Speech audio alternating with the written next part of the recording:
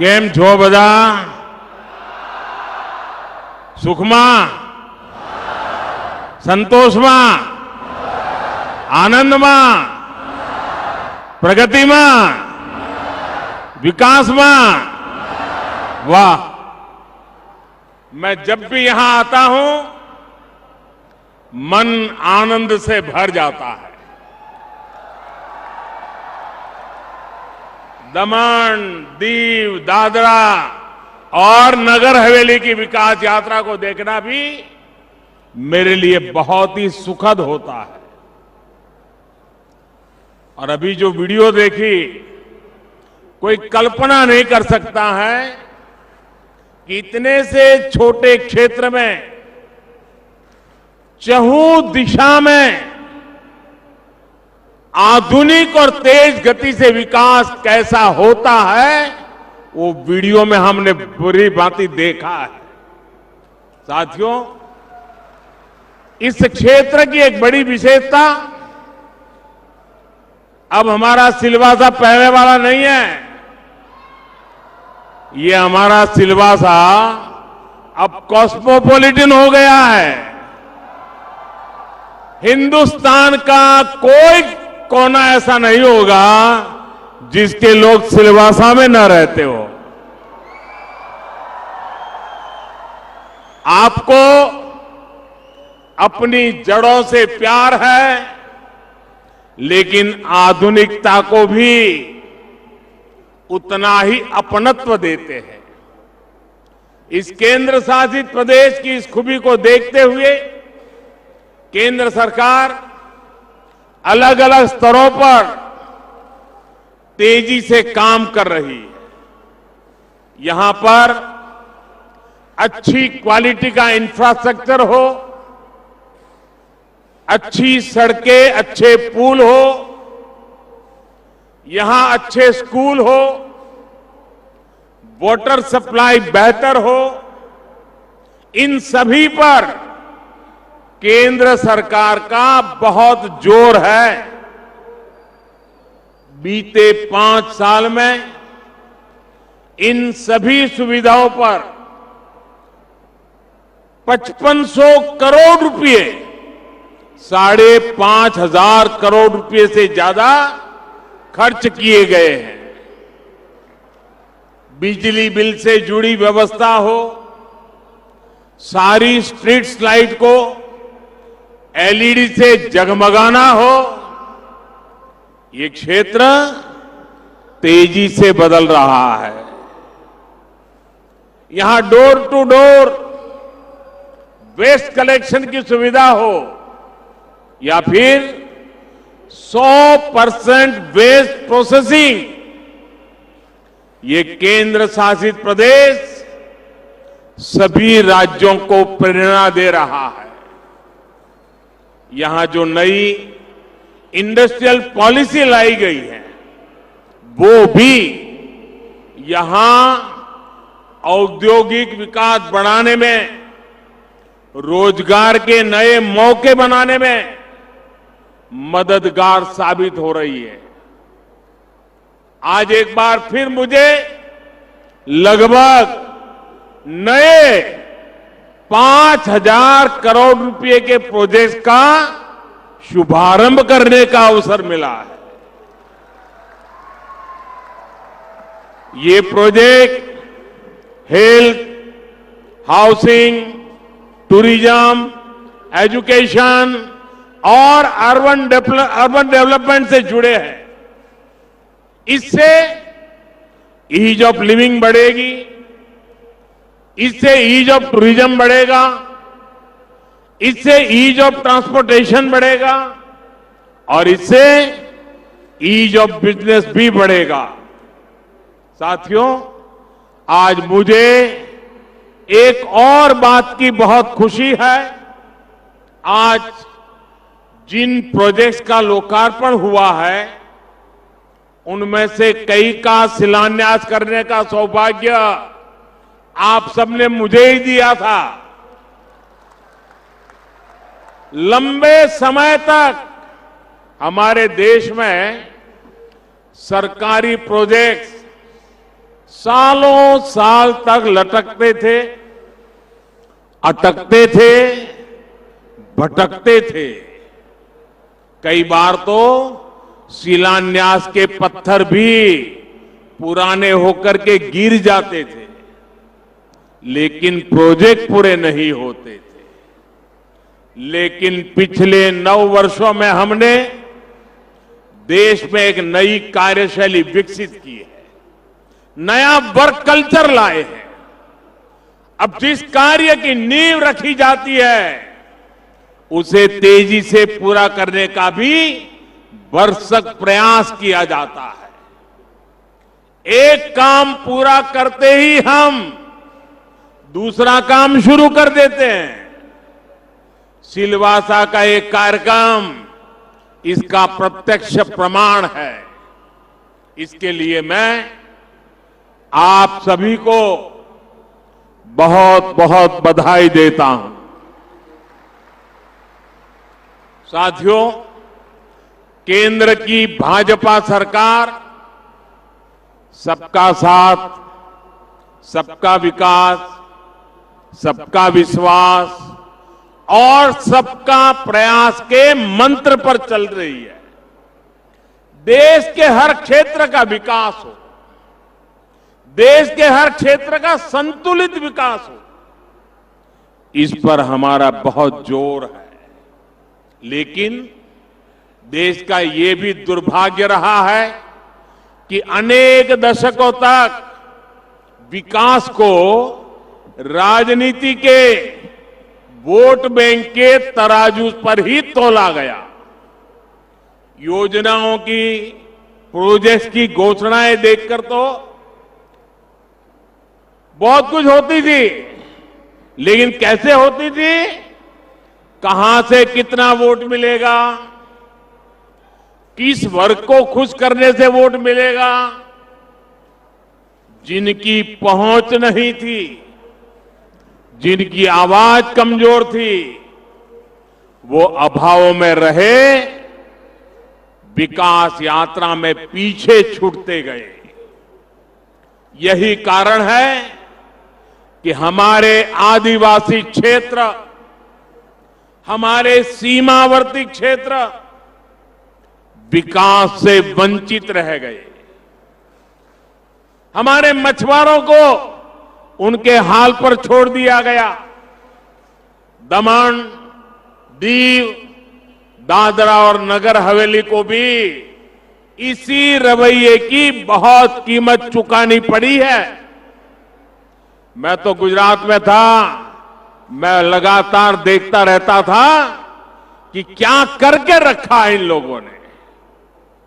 आज जिस medical college को अपना कैंपस मिला है, वो इस अन्याय का बहुत बड़ा साक्षी रहा है।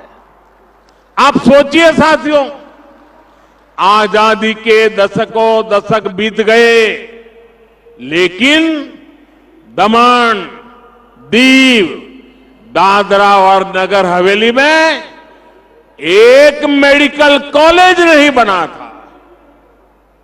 यहां के इने गिने कुछ युवाओं को किसी तरह डॉक्टर की पढ़ाई का अवसर मिल पाता था, वो भी दूसरी जगह पे। इसमें भी आदिवासी परिवारों के बेटे बेटियों की भागीदारी तो बिल्कुल ना के बराबर थी।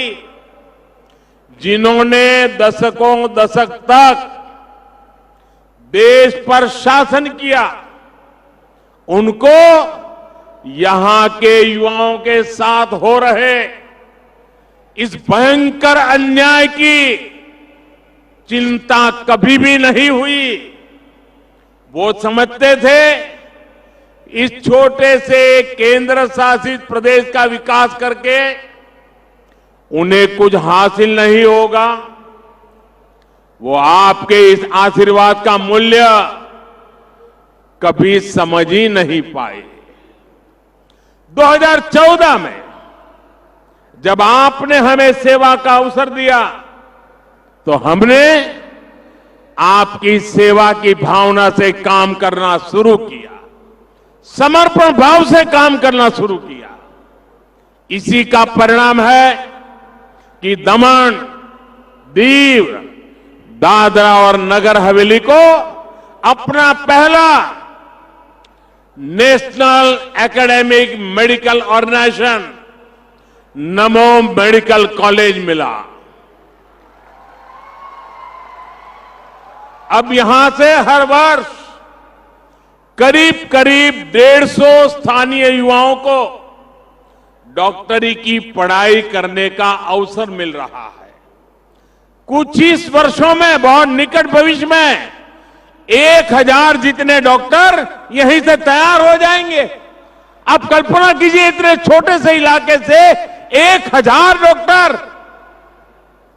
इनमें भी हमारे आदिवासी परिवार के युवाओं की संख्या निरंतर बढ़ रही है। मैं यहां आने से पहले एक समाचार रिपोर्ट में एक बिटिया की बात भी पढ़ रहा था। आदिवासी परिवार से ही आने वाली ये बिटिया अभी यहां मेडिकल में पहले साल की पढ़ाई कर रही है। उस बिटिया ने अखबार वालों से को कहा कि मेरे परिवार को तो छोड़िए, मेरे पूरे गांव में कभी कोई डॉक्टर नहीं बन सका था। अब वो बिटिया इसे अपना सौभाग्य मानती है कि दादरा और नगर हवेली में ये मेडिकल कॉलेज बना है और वो उसकी छात्रा है। साथियों, सेवा भावना ये यहां के लोगों की पहचान है। मुझे याद है, कोरोना के समय मैं यहां के मेडिकल स्टूडेंट्स ने आगे बढ़कर लोगों की मदद की थी। और कोरोना के समय तो परिवार में भी कोई एक दूसरे की मदद नहीं कर पाता था। तब यहां के स्टूडेंट्स गांवों में मदद करने पहुंचे थे।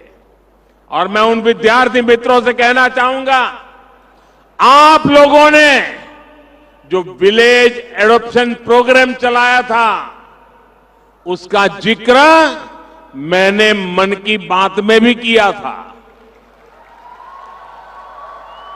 यहां के डॉक्टरों ने, मेडिकल स्टूडेंट्स ने जिस तरह अपने कर्तव्यों का पालन किया है, वह सभी के लिए बड़ी प्रेरणा है।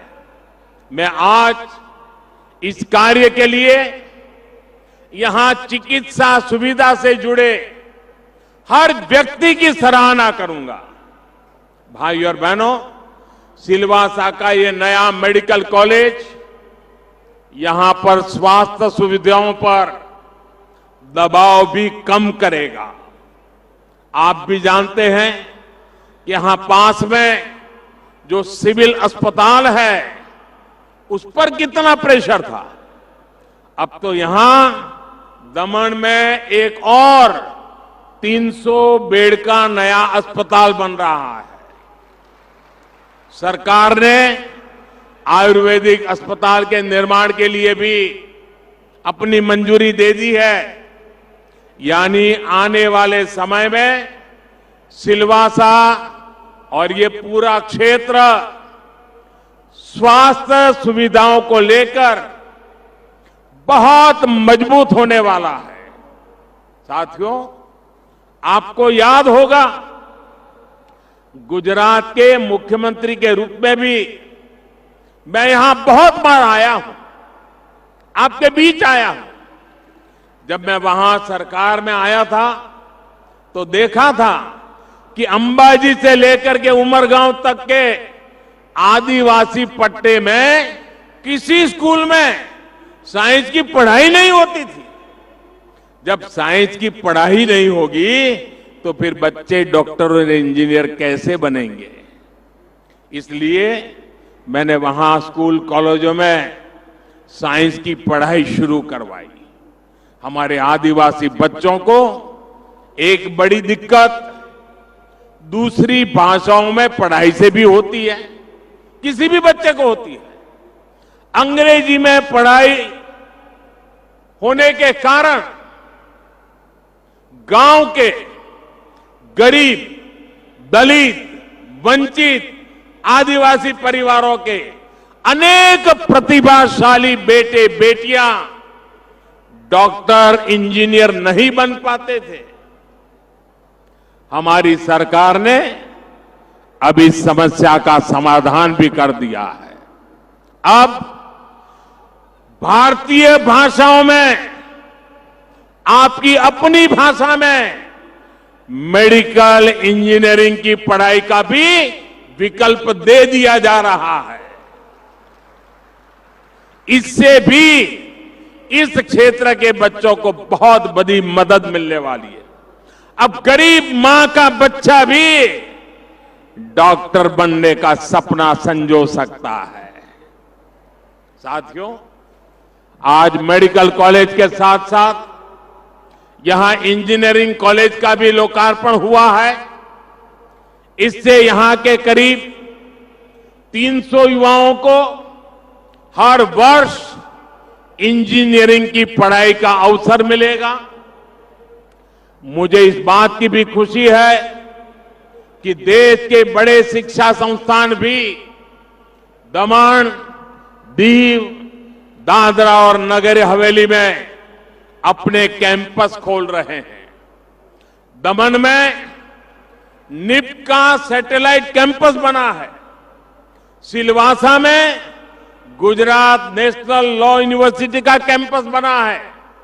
दीव में ट्रिपल आईटी वडोदरा ने अपना कैंपस खोला है। ये नया मेडिकल कॉलेज तो सिलवासा की सुविधाओं को नए स्तर पर लेकर जाएगा। मैं इस क्षेत्र के हर विद्यार्थी को ये भरोसा देता हूं कि उनके उज्जवल भविष्य के लिए हमारी सरकार कोई कोर कसर बाकी नहीं छोड़ेगी। भाइयों और बहनों, मैं जब पिछली बार सिलवासा आया था तो मैंने विकास की पंचधारा की बात कही थी। विकास की पंचधारा यानी बच्चों की पढ़ाई, युवाओं को कमाई, बुजुर्गों को दवाई, किसानों को सिंचाई और जन जन की सुनवाई। आज मैं इसमें एक और धारा जोड़ूंगा और ये है महिलाओं को खुद के घर की ढेर सारी बधाई। हमारी सरकार ने बीते वर्षों में देश के 3 करोड़ से अधिक गरीब परिवारों को पक्का घर बनाकर दिया है। यहां भी हमारी सरकार ने 15,000 से ज्यादा घर बनाकर गरीबों को देना तय किया है। इनमें से ज्यादातर घर बनकर तैयार हो चुके हैं। आज भी यहां 1200 से ज्यादा परिवारों को उनके अपने मालिकाना हक वाले घर मिले हैं।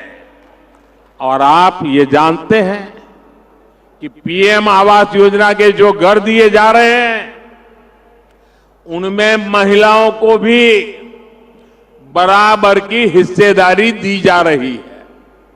यानी हमारी सरकार ने यहां दमन, दीव, दादरा और नगर हवेली की हजारों महिलाओं को भी अपने घर की मालकिन बनाने का काम किया है। वरना हम जानते हैं हमारे यहां कैसा होता है।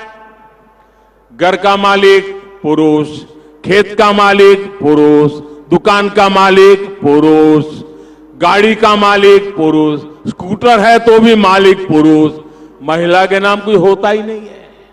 हमने इन घरों के मालिकाना हक महिलाओं को दिए हैं। और आप ये भी जानते हैं कि पीएम आवास योजना के तहत बना एक एक घर की कीमत कई लाख रुपए होती है। इसलिए ये महिलाएं जिनको ये जो घर मिला है ना, लाखों रुपए की कीमत का घर मिला है, और इसलिए ये हमारे गरीब परिवार की माताएं बहनें, ये हमारी महिलाएं लखपति दीदी बन गई है। अब वो लखपति दीदी के नाम से जानी जाएगी, क्योंकि लाख रुपए से भी ऊपर की कीमत के घर की वो मालकिन बनी है। मैं इन सभी लखपति दीदियों को जितनी बधाई दूं उतनी कम है। उनको मैं विशेष तौर पर बधाई दे रहा हूं। साथियों, भारत की कोशिशों की वजह से आज पूरा विश्व इस वर्ष को इंटरनेशनल ईयर ऑफ मिलेट्स के तौर पर मना रहा है। मिलेट्स यानी मोटे अनाज को हमारी सरकार ने श्री अन्न की पहचान दी है।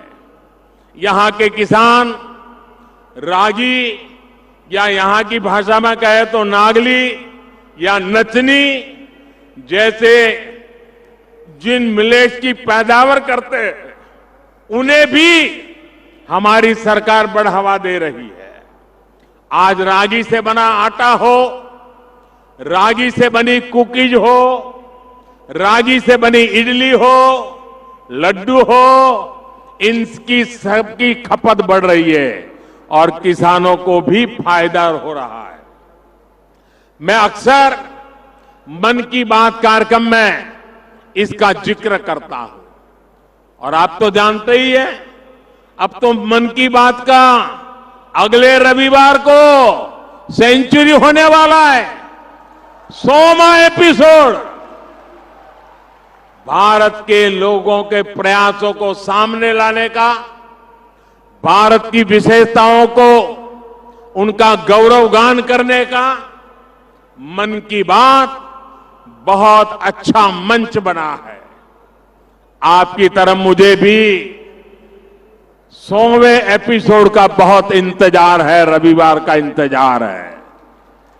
साथियों, बढ़ती हुई इन सुविधाओं के बीच दमन, दीव, दादरा और नगर हवेली को भारत में कोस्टल टूरिज्म के वाइब्रेंट स्पॉट के रूप में भी देखा रहा है। दमन, दीव, दादरा नगर हवेली के पास देश के महत्वपूर्ण टूरिस्ट डेस्टिनेशन के रूप में उभरने का सामर्थ्य है। आज जब भारत को हम दुनिया का सबसे आकर्षक टूरिज्म डेस्टिनेशन बनाने पर काम कर रहे हैं, तब यहां का महत्व और बढ़ गया है। दमन में राम सेतु और नानी दमन मरीन ओवरव्यू नमोपथ नाम से जो 2 सी फ्रंट्स बने हैं, वो भी यहां टूरिज्म को विस्तार देने में अहम भूमिका निभाएंगे। वीकेंड में जो टूरिस्ट यहां आते हैं, उनका तो ये फेवरेट स्पॉट बनने जा रहा है।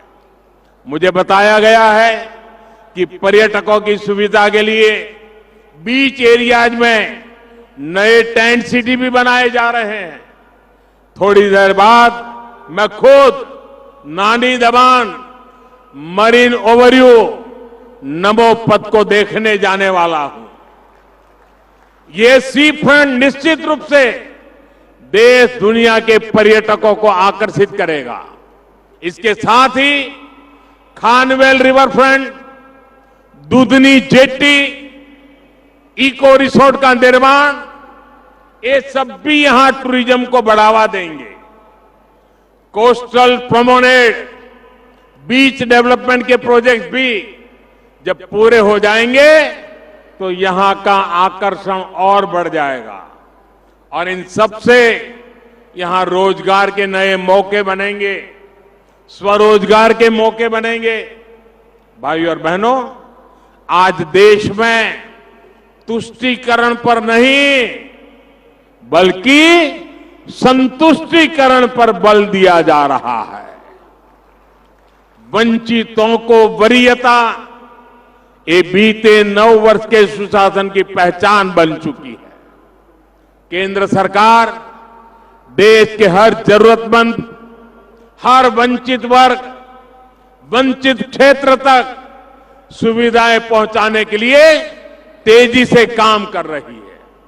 जब योजनाओं का सैचुरेशन होता है, जब सरकार खुद लोगों के दरवाजे तक जाती है, तो भेदभाव खत्म होता है, भ्रष्टाचार खत्म होता है, भाई भतीजावाद खत्म होता है। मुझे खुशी है कि दमन, दीव और दादरा नगर हवेली केंद्र सरकार की अनेक योजनाओं के सैचुरेशन के बहुत निकट पहुंच गई है। आप सभी के ऐसे ही प्रयासों से समृद्धि आएगी, विकसित भारत का संकल्प सिद्ध होगा। एक बार फिर आप सभी को विकास कार्यों की बहुत बहुत बधाई।